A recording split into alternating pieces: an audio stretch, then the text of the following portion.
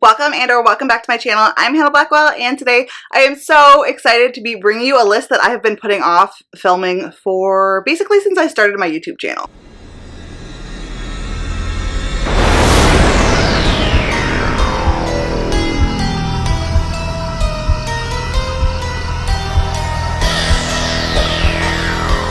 So this list is going to be my top favorite fantasy books of all time. I don't know how I haven't done this video yet. I read a lot of fantasy. I love fantasy. But trying to pick my favorite fantasy books of all time basically is like the most daunting task you could ask me. And is honestly terrifying. But I did it, guys. I did it. Now, if I missed one, or I don't know, there's one in here that you weren't expecting, or if there's one that you thought that you might see in here, but you didn't, it may be because, like, today I don't consider it in my top, but maybe tomorrow I will, because some of these do kind of alternate. Some of them are staples, like 100%, but some of them are kind of alternating. So keep that in mind. I do have a lot of favorite fantasy books, so just because it's not on this list does not mean it's not a favorite. These are just like the pinnacle top tier if you made me choose. If you are new to my channel and you haven't already subscribed, I would love to have you do so. Don't forget to click the like button and comment down below. Let me know if you've read any of these, and let me know a recommendation for a fantasy book that you think I should check out. All of my social media is linked down below in the description, including my Goodreads, Instagram, Twitter, the link to the hideaway that I share with my good friend Maggie, my Patreon, and a link to my Etsy shop where I sell bookish and seasonal bookmarks. Like I said, I think I have 1, 2, 3, 4, 5, 6, 7, 8, 9. Okay, I've got 10 books on here. Okay, so I have 10 books on here, so I guess this is my top 10. But before we get into that, let's go ahead and talk about the sponsor of today's video. I am so excited to be working with Alpha Clash today. This is a new novel called Alpha Clash: The Awakening by A.J. Light.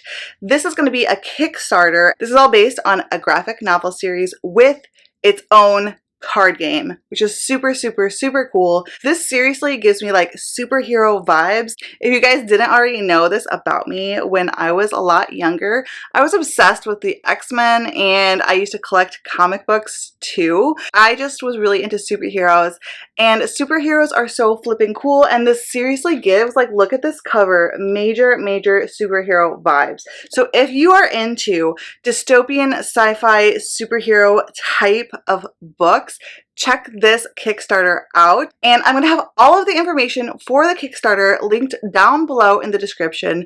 The comic book and card game have already been a major success. The trading card game Alpha Clash is a superhero-themed trading card game that immerses players into the Alpha Clash universe based on the novel and comic book series. I haven't yet had a chance to finish this book, but I did sample its writing, and it's written really well, and the world building sounds like it's going to be really fun. Don't want to forget to give you guys the synopsis. A massive explosion rocks CERN labs in Geneva, triggering a global phenomenon. People all around the world, now known as Alphas, awaken with extraordinary powers and an insatiable desire for battle. As the clash between the super-powered beings escalates, the world teeters on the brink of chaos. Amid the turmoil, a mysterious champion emerges, forged by countless Alpha Clashers across the ages and determined to avert catastrophe for Earth. Yet lurking in the shadows are other forces, eagerly observing to see which Alpha will emerge victorious. Uncover the captivating origins of Alpha Clash, the sensational graphic novel and trading card game that has taken the entertainment world by storm. With a rich and immersive universe created by a team of visionary storytellers, Alpha Clash stands as a thrilling multimedia phenomenon for fans of spellbinding lore. The Alpha Clash website is linked down below, along with the video trailer and the link to the Kickstarter. Thank you again, Alpha Clash, so much for sponsoring this video. So these are in no particular order, I don't think. I'm going to try to just kind of have them mostly random because I definitely can't pick which one of these would be like an all-time favorite. The first one is a classic, and that is The Hobbit by R.L. Tolkien. What did she just say? This one I read so many times when I was younger, and I really would like to reread it because I feel like this book is ultimate cozy, ultimate nostalgia. of a fantasy world. I don't think anyone's built a world as amazing yet as J.R.R. Tolkien. I honestly just think it's like the epitome, and no one's gonna do it better, ever. That's just like my own personal opinion. But I love The Hobbit. This is about Bilbo Baggins, and he is a hobbit who lives in the Shire, and hobbits generally just like to, you know, eat and feast and be merry and not get into too much adventure at all. But Bilbo Baggins ends up going on an adventure with Gandalf, a bunch of dwarves, and just getting into all sorts of shenanigans. There are dragons, there's wizards, there's just so much amazingness that happens in this. I loved it. I loved it so much. I love the songs and the lore that J.R.R. Tolkien puts into his works. I mean, not to mention, this is the time of year to be picking up The Hobbit. I'm sorry. This is it. This is it. Let's do it. Like, it's the time. It has to be on my list. This can't not be on my list. And there's movies now too. I have my own feelings on the movies. I think they like totally missed the mark. But that's just my own opinion. Just think it was just done blockbuster style and just not how it should have been, I guess. It's just not at all what was in my head, at least. But the book is a classic for a reason. Okay, next I have Neverwhere by Neil Gaiman. This is a creepy urban fantasy that, I mean, okay, let me just say this first, okay? Okay, how to explain this, If y'all have ever tried to describe a Neil Gaiman book, you know my pain. Like, how do you even? Neil Gaiman just makes books that are like kind of indescribable. Like his writing, his brain, he's just kind of like on a world of his own, you know? But I feel like a lot of my favorites list, I alternate between The Ocean at the End of the Lane and Neverwhere. And that's because I kind of see them about equally in my mind. So I guess I could switch out The Ocean at the End of the Lane for this, but I think that was on my favorite standalones list. So I think this should be on my favorite of all time list. You know what I'm saying? If you haven't seen that video, check out my fantasy standalone list. It's linked down below in the description. And I'll try to have that up here in the cards as well. Neverwhere is a book by Neil Gaiman, and I actually have the illustrated edition, which is really cool. Let me see if I can show you some examples that don't have like anything like super kind of creepy, right? I think fall, once again, another good fall read. I just think fantasy is for fall. Fall is for fantasy. So anyway, this is about Richard Mayhew living a normal, ordinary life in London.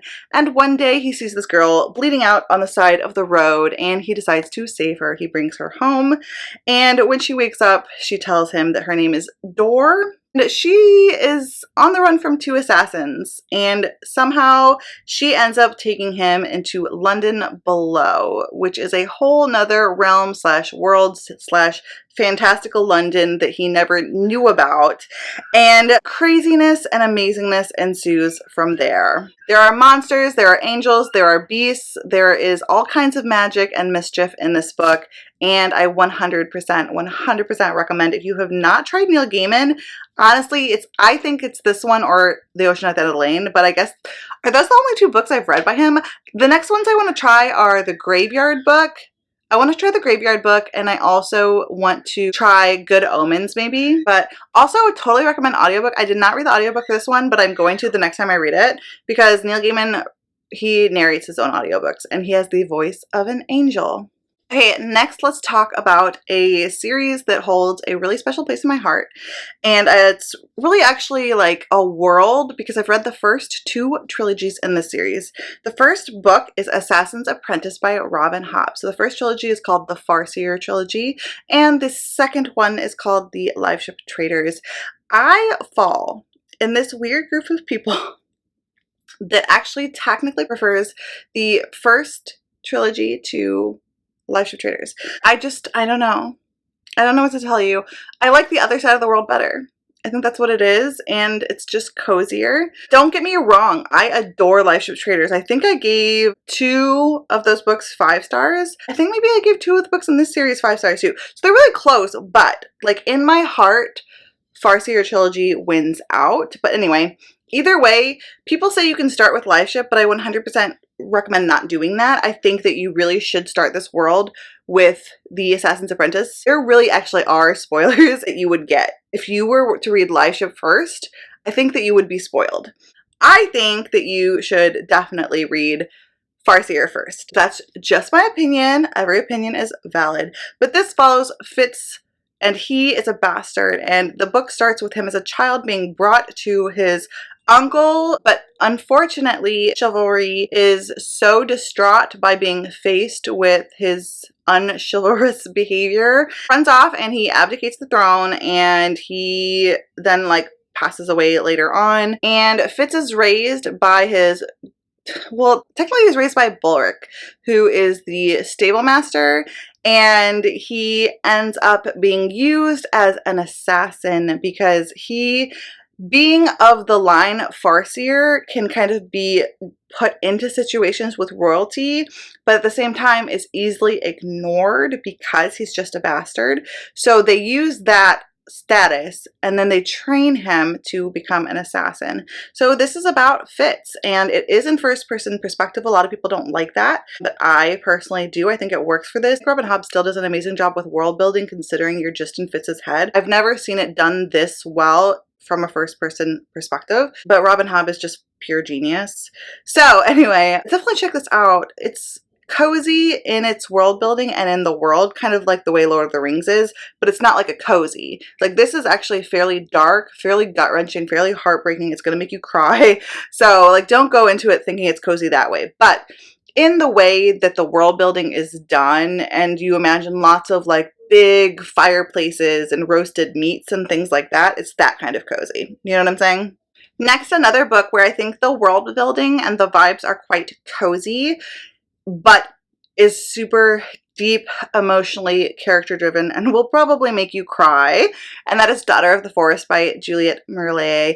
This is about Sorsha. This is a Six Swans retelling. Now, Sorsha's brothers have been cursed by this evil enchantress who has married her father, and she's been cursed too. She can't speak until she saves her brother. She has to go on this quest where she collects nettles, and she has to weave these sweaters for her brothers who have now been turned into swans before they basically lose their minds. This is so deep, so gut-wrenching. The character development is amazing. Sorsha is honestly one of the strongest characters I've ever read. I actually talk about her in my list of strong female main characters. That's a video I have linked down below. Yeah, she's amazing, and the character development is done so well. I adore Juliet Marillier. I think that she is an atmospheric, character-driven writer who writes beautiful prose and creates rich historical fantasy worlds based on folklore that are just bar none. They're just better than everyone else's. Sorry, but they're just so freaking good. I love Juliet Marillier. If you haven't read this book, check it out. Please do check the trigger warnings, because when it talks about the trigger warnings in here, it's happening on page, okay? So make sure you check the trigger warnings. Some things that happen in here are really hard to read, but all in all, the character growth is amazing. There is a romantic subplot as well, and just definitely favorite of all time level. I don't think this would ever go off of my favorite of all time list. Neither do I think Farseer would, or The Hobbit. Yeah. Probably not Neverwhere either. I just love them all. Okay, let's change gears a bit, okay? Let's talk about a fantasy romance, because you guys know that's my favorite genre. It's fantasy romance. I love fantasy romance, paranormal romance, monster romance. I do love good fantasy. I love a cozy fantasy, an epic fantasy. I love all sorts, but fantasy romance is my bread and butter. And the bread and butter of all of the fantasy romance in the world is obviously going to be a Sarah Janet. It's going to be an ACOTAR, A Court of Thorns and Roses. It's gotta be on this list. Now, my favorite book in the series is not actually ACOTAR, but I'm just showing you ACOTAR because it's the first book that you have to read. Not so much of a Throne of Glass fan, to be honest. I'm also like not obsessed with Crescent City. It's fine. But ACOTAR, oh man, especially at A Court of Silver Flames. Really, in reality, this is the book I should be holding up. because this is like my favorite book in the series and a favorite book of all time of mine. But obviously you have to read this before you can get to that. So, A Court of Thorns and Roses is about Farah, and she's hunting one day to try to provide for her family, and she accidentally shoots a fae in wolf. He's transformed into a wolf at the time. And so she ends up being taken by the king of the Spring Court as like recompense for what she does. So it's a Beauty and the Beast retelling. Things go crazy and awry and amazing from there, and you just have to read it if you haven't. And honestly, I'm sure you've probably heard of Avatar anyway. Okay, another all-time favorite that is perfect for fall. I can't help it. I turn every video this time of year into like a fall rec video. But The Night Circus by Erin Morgenstern. I think just all of my fall books are see, I almost said it. All of my fall books are favorite books, but all of my favorite books are also fall books. I really do believe that all of my favorite books are fall books. But The Night Circus by Erin Morgenstern. This is a magical realism, historical fantasy romance, but not like steamy or anything like that. This is an amazingly beautifully well-written, atmospheric, lyrical masterpiece about this night circus. It appears out of thin air and it only opens at night. And the descriptions, the fall descriptions in this book are lovely. The descriptions of hot cider and cool autumn breezes and the circus itself are just amazing. The displays at this circus are magical, but people actually think that they're not. And there are these two magicians who go at it in a competition every however many years where they place their proteges against each other. So this competition, these proteges actually end up falling for each other. So it's an enemies to lovers story, but this is a seriously dangerous competition. It's a fight to the death and it's just beautiful. The description of the magical displays that they put on, which are like how they do their competition, is the description's amazing. And the amount of magicalness that's in this book is just like there's magic spewing off the pages. 100% also for this one, I recommend the audiobook. I think the audiobook was very well narrated, and yeah, definitely a favorite of all time. If you like books that are driven by their writing and atmosphere, then, and you haven't picked this up, or an Erin Morgenstern book in general, definitely I recommend this one. Okay, so let's talk about a book and series that holds a giant special place in my heart. And that is the Stormlight Archive by Brandon Sanderson. This is the first book, Way of Kings. The second book is my favorite, but I'm actually getting ready to do a reread, so I guess we'll find out if that changes. I'm very interested to know if it's going to change. But this is an epic fantasy series that also has a lot of sci-fi elements. This follows a cast of characters. Kaladin, who used to be a doctor, but now he's a slave slash soldier. And Shallan, who is part of a noble family, but they are left destitute. And she decides to steal to save her family. And then we also have a prince who is a warlord and vicious to a T. He has a thirst for battle and he has a very mysterious past. And his name is Dalinar. So those are our main characters, but we follow other characters as well. And this book is just, this is the map. As for a general synopsis, basically in this world there's a war going on and it's being battled on the Shattered Plains, which are depicted here in the cover. It's very like deserty, Grand Canyon-y kind of situation with these big chasms, and there's these crazy big monsters too, and they're at war with the Parshendi. So yeah, there's this war going on, and then things go crazy from there. Brandon Sanderson really knows how to do the twists, the turns, the Sanderlanches? whatever. He really knows how to pack a punch in those last 200 pages, that's for sure, and just makes you want to pick up the next book immediately, and that's what happened. So I binged the series. It holds a really special place in my heart, and I'm getting ready to pick it back up again and reread it. I would also say, like, I would include Warbreaker as well in this list, but I'm reserving the you get 2 slots tier to one person and one person only, and you will see that later. Next, we have the book that is my favorite book so far this year. Until recently, there's another book, but I don't consider that like fantasy. I consider that more like urban paranormal. It's not on this list, but technically, if you know, you know. Okay, if you know, you know. But this is Emily Wilde's Encyclopedia Fairies. My favorite fantasy I've read so far this year. And that's saying a lot because I read the last Live Ship Traders book this year. Okay. And I read Wall of Storms this year. Okay. So, but this is cozy, guys. Cozy, but also still high stakes. And that deals with all kinds of different fae. So this is Emily Wilde's Encyclopedia Fairies by Heather Fawcett.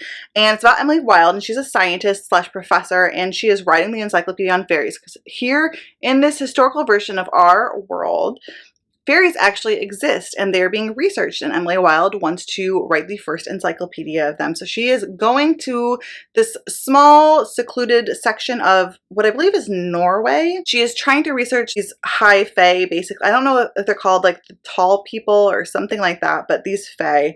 And she ends up being joined by her sunshiny coworker, and his name is Bramblebee. And she is the curmudgeon to his sunshine, and there's just all sorts of hilarious banter that ensues, and he has to kind of help her navigate the social norms in her situation because she needs help from the locals, but they don't like her because she just does not get them. She is only worried and concerned about her work and is really not a people person. And so Bramblebee has to help her out with that. And there's a romantic subplot that happens in this book too. There's a lot of different kinds of fae that you see. Some are really mean and some are just basically harmful to humans, but because they think themselves so high above humans that they literally consider us like ants and don't eat. It's not like a malicious thing, it's just like a literal zero consideration thing. Then there's some really cute, nice like forest sprite type fae too. A lot of different depictions of fae. I really like that. And I loved the writing, I loved the characters, I loved the atmosphere. This book was so top tier. I'm getting ready to hopefully get to the arc that I have for this book very soon. But you know me and arcs, I never get to them, but I'm going to get to this one. I'm going to do it. I don't know how to say this because like these top 2 spots might be my top 2. But there's like, I don't know. But this is like, sometimes if you were to ask me my favorite book or favorite fantasy book of all time, I might say The Bear and the Nightingale by Catherine Arden. I've read this twice now. This is atmospheric writing, character-driven fantasy that will make you feel cold to the bone. It is a retelling of multiple stories of Russian Slavic folklore, and it's just so well done. This first book, well, all 3 follow Vasya or Vasilisa, and she is, when you start this book, a little girl who loves the wilderness and loves the little folk that she sees that no one else sees, like the domovoi, and she is just a wild little girl that she's about to not fit into society, basically. And we follow her growing up, and her mother passes away, and her stepmother shows up in the picture. And her stepmother is she's a Russian Orthodox Catholic, I believe, and they don't get along. Her stepmother actually sees the same creatures from folklore that Vasilisa sees, but instead of seeing them as charming and helpful, and instead of that, she sees them as the devil or devils companions, whatever you might say, she sees them as evil and evil spirits. And so she feels like she's haunted by them. So they have a very different outlook. And there's this priest that comes to town too. And there becomes this tug of war between the old ways and the new. And there becomes this fear of losing the helpful spirits and this fear of the more evil spirits then kind of taking over.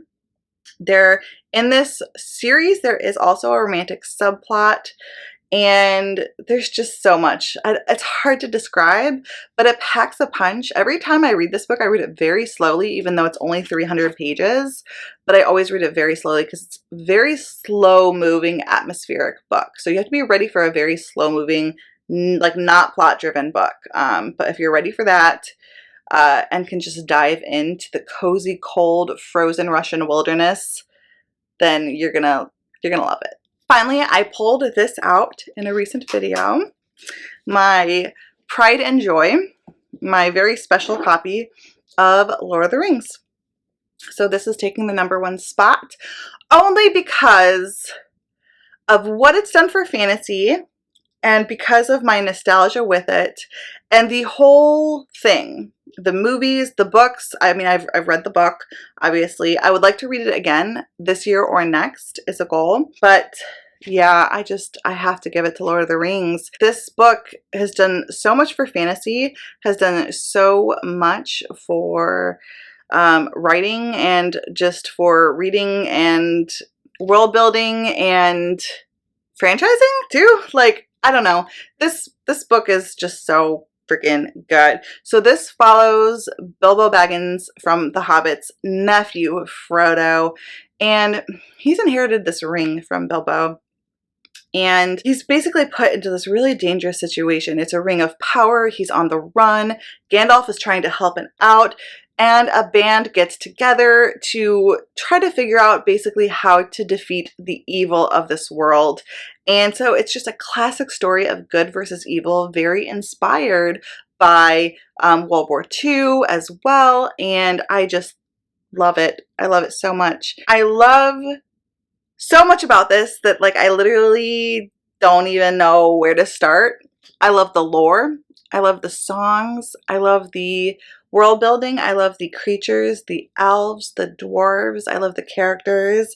I love the messages, the good versus evil, the found family, the friendships built. I just love it all. I love this world, and I love J.R.R. Tolkien, and I love Lord of the Rings. Okay, so that was it. Those are my top 10 favorite fantasy books of all time. I gave it to you. Now, this is not set in stone. I might do another list like this next year and see if anything's changed. I guess we'll have to see, or maybe I'll wait until it's changed enough for me to do another video. I don't know. But I'm glad I've done this because it's good to kind of like put it all out there. Like, these are my favorites. And I hope you like this video. Don't forget to check out the Alpha Clash Kickstarter. It does go live on the 21st. So once again, a massive thank you to Alpha Clash for sponsoring this video. If you like this video, don't forget to click the like button and comment down below and let me know what your favorite fantasy book of all time is. All of my social media is linked down below in the description, including my Goodreads, Instagram, Twitter, the link to my Etsy shop where I sell bookish and seasonal bookmarks, as well as the link to the Hideaway, which is a Discord that I share with my good friend Maggie, plus the link to my Patreon. Until next time, fellow readers, keep reading and living your best life.